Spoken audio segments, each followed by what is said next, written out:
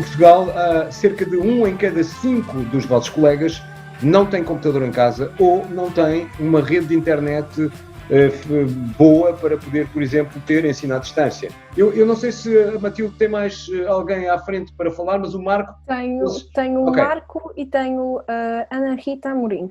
Então vamos ao Marco agora. Exato, não o Marco. O Marco, deixe-me recordar-lhe, João, o Marco está em Itália, na cidade de Bérgamo, e está há 1 mês e meio fechado em casa. Marco.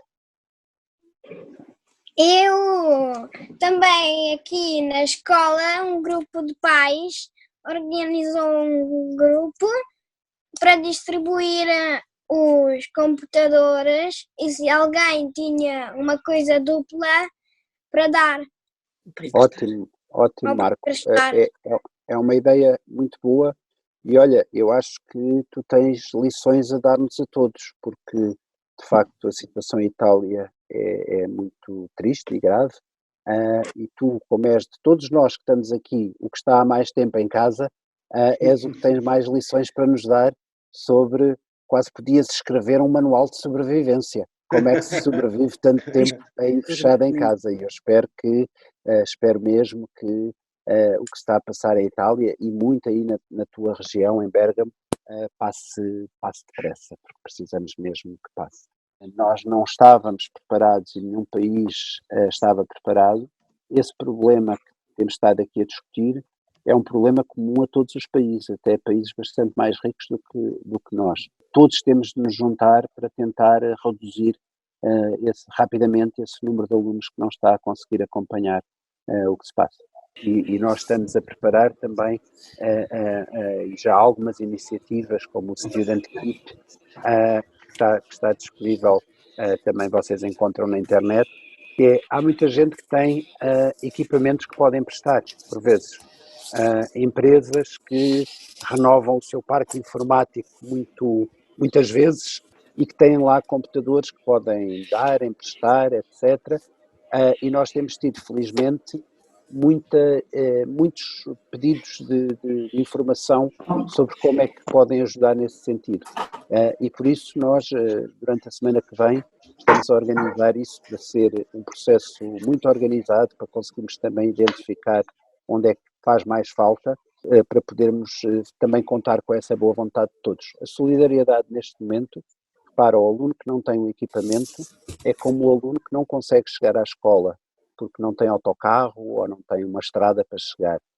E isto é um problema de todos nós, não é um problema só deles. Portanto, tudo o que nós pudermos fazer, criar uma grande onda de solidariedade, mesmo entre os colegas da turma, etc., tudo isso, tudo o que pudermos fazer é bom.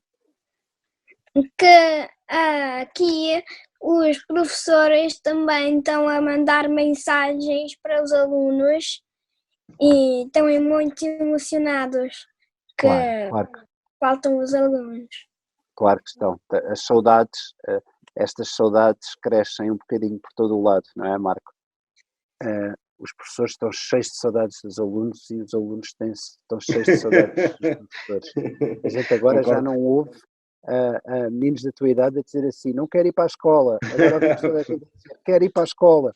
Isso é tão bom, porque eu acho que quando chegarmos à escola, quando este mau momento passar, vamos dar muito mais valor a esta relação tão boa e a esta amizade que há entre professores e alunos.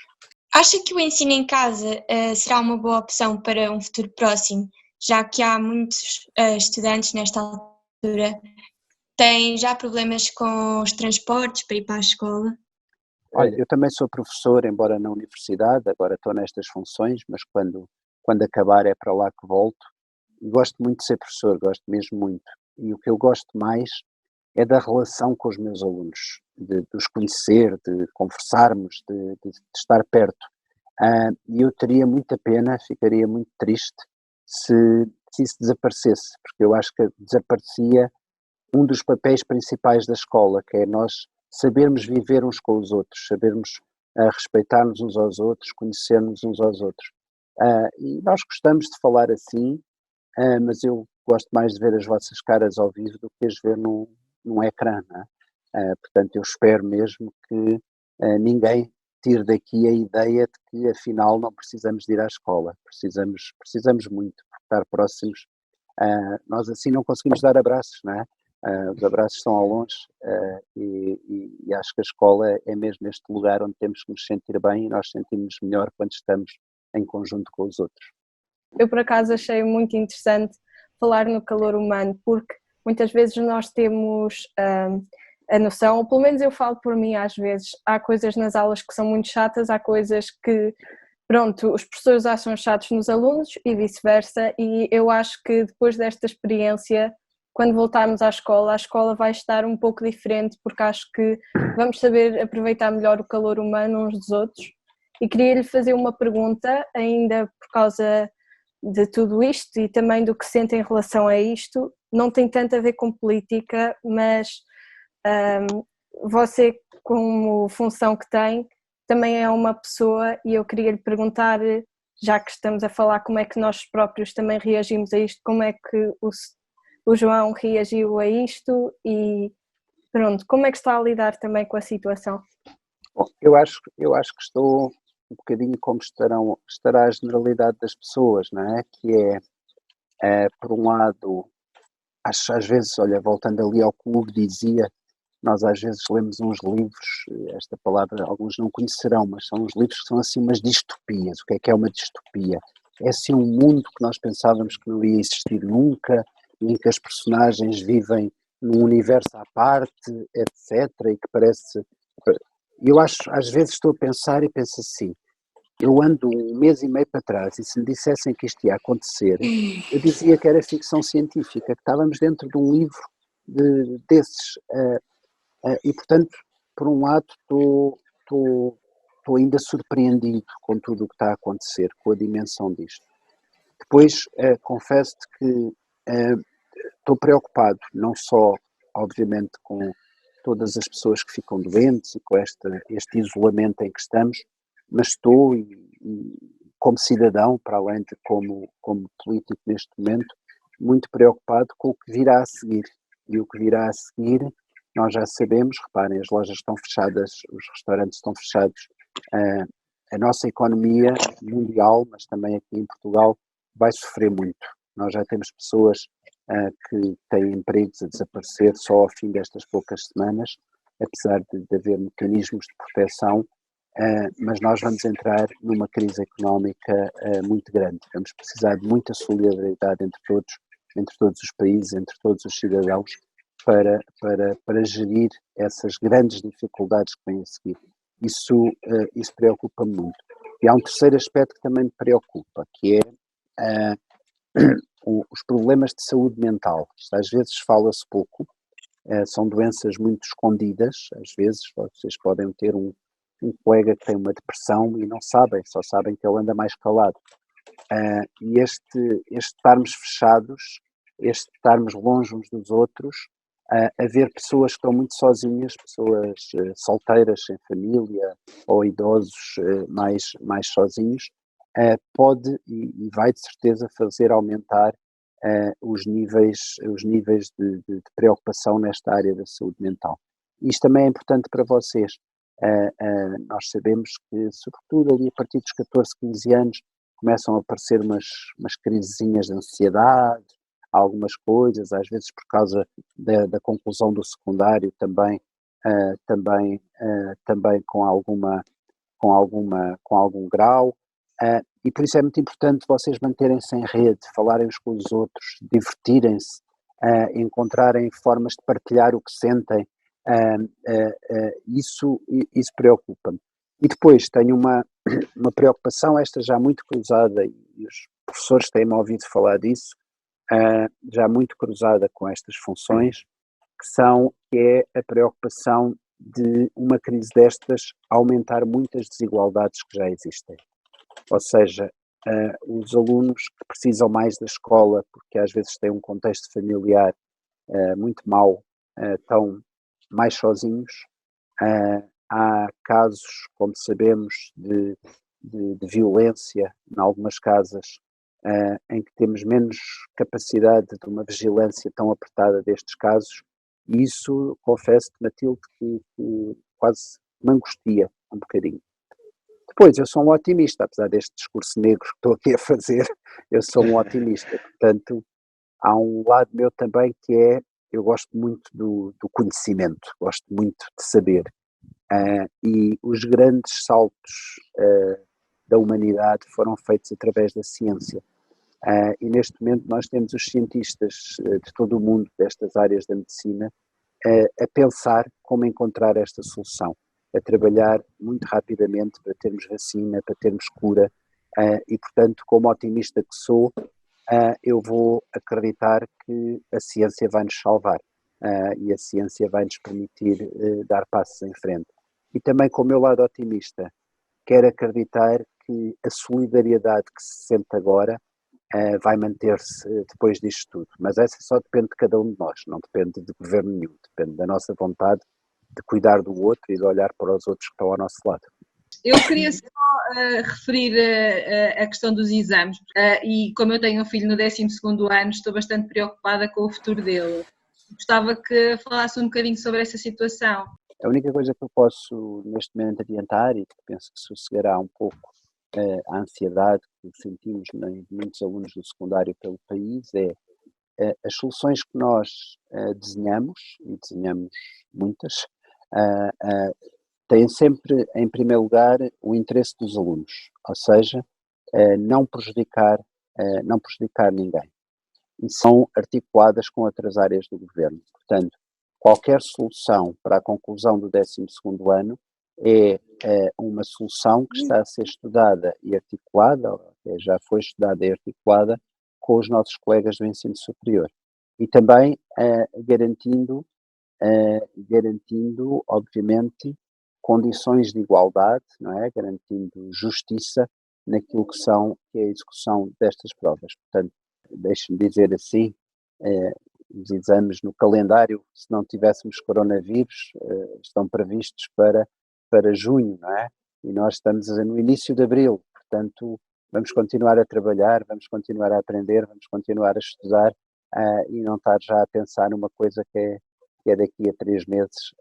Vamos agora trabalhar, organizar para aprender e depois a avaliação, seja de exames, seja de a avaliação das escolas, faz-se em função daquilo que se aprende. E isso é uma mensagem que temos de facto de nos concentrar e dizer aos estudantes do secundário calma, porque tanto os professores como o Ministério zelarão pelo vosso interesse e pelas condições de boa realização das provas que tiverem de ser feitas. Boa tarde. Há um pensamento que me tem ocorrido muito durante estes últimos dias, em que pessoas como o Dr. João Costa e outras pessoas que exercem cargos de governo, e dada a situação que nós estamos a viver atualmente, eu imagino que devam estar sujeitos a uma pressão muito grande e muito maior do que se estivéssemos a viver dias normais.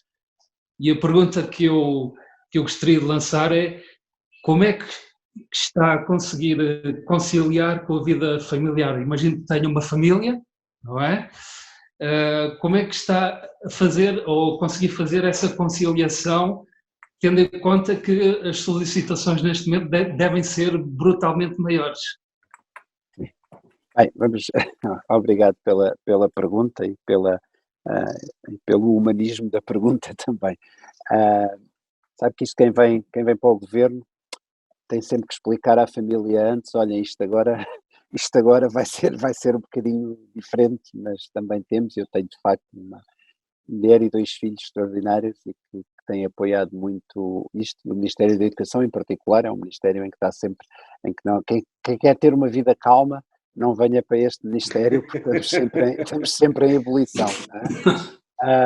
Agora, é verdade, isto é um momento de grande tensão, é um momento de decisões rápidas, é um momento de lidar com o imprevisto. E nessa medida, esta gestão familiar passa por conseguir, às vezes passa por conseguir não olhar para o telefone enquanto estamos a jantar, passa por ter assim 10 minutos de desligamento que são às vezes difíceis, mas tem passado, e acho que isso é comum a todos os meus colegas de governo e a todas as pessoas que já passaram por governos.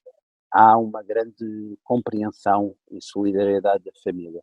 E depois há também uma disciplina nossa, de cada um de nós, quer dizer, eles estão cá e nós continuamos a fazer parte desta unidade tão importante que é a família e tendo alguma capacidade de desligar, que é muito difícil porque nós sentimos este peso de não nos falhar nada para não podermos falhar, neste caso, aos nossos professores, aos nossos alunos, aos nossos diretores.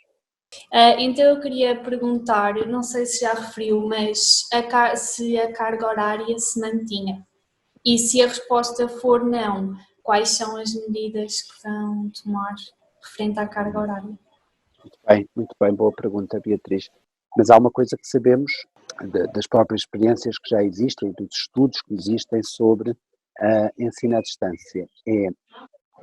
50 minutos presenciais não são iguais a 50 minutos à distância. Ou seja, tendencialmente, os minutos à distância, numa situação como esta que temos aqui, tendencialmente são inferiores. Porquê?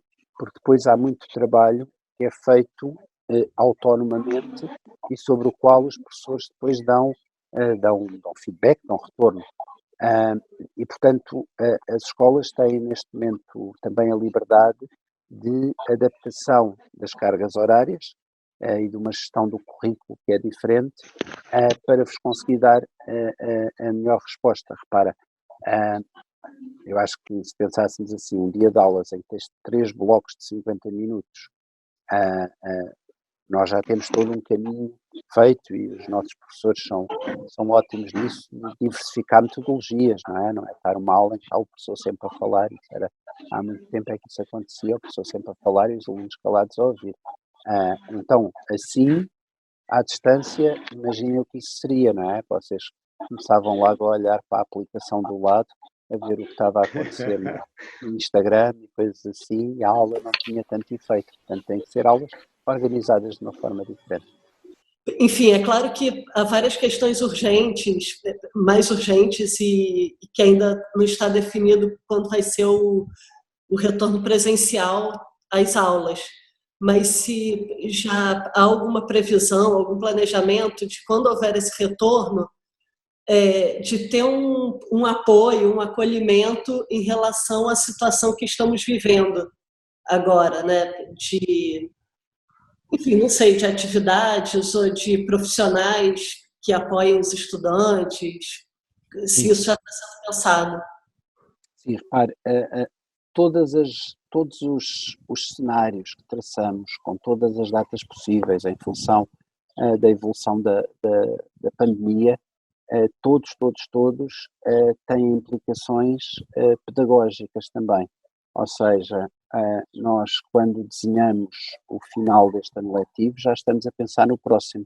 Porquê? Porque sabemos que, como aqui foi dito por vários, há aprendizagens que não vão ficar tão bem completas, tão bem consolidadas, e por isso nós vamos ter que ter reforço de acompanhamento e de recuperação das aprendizagens em qualquer cenário, mesmo que estivéssemos em condições de reabrir daqui a poucos dias, já tínhamos de ver caso a caso, escola a escola, turma a turma, alguns casos em que não foi possível fazer algum do trabalho que estava planeado. Portanto, todos os cenários contemplarão também medidas de recuperação, superação. Desculpa, só para completar, porque a minha dúvida não era apenas em relação à questão pedagógica, mas também a questão, enfim, psicológica, de bem-estar, porque é uma situação muito diferente, acredito, de tudo que já foi vivido. Claro. Né? Nós temos, sem dúvida, nós temos já um diálogo iniciado com a Ordem dos Psicólogos Portugueses, que está a fazer um trabalho muito bom de apoio, e nós já temos parceria com eles há muito tempo, e sem dúvida, quer dizer, quando há pouco eu dizia que uma das minhas preocupações é o impacto de tudo isto sobre o nosso bem-estar geral, também a escola tem que ser cada vez mais lugar de bem-estar e, obviamente, nós não vamos sair iguais disto e, portanto, esse acompanhamento, que é, em primeiro lugar, uma tarefa em que os psicólogos são especialistas, mas nós temos todos de cuidar uns dos outros, ou seja, nós vamos ter pessoas nas escolas que perderam algum familiar, vamos ter pessoas na escola que ficaram mais ansiosas neste período, e por isso tudo isto tem que ser um fator para que se olhe na escola. A escola é um lugar de pessoas, é um lugar que serve para se ensinar e para se aprender, mas é um lugar de pessoas e se todos nós, todas as pessoas se sentirem bem na escola e se todos tomarmos conta uns dos outros, eu penso que conseguiremos superar estas consequências que certamente existirão.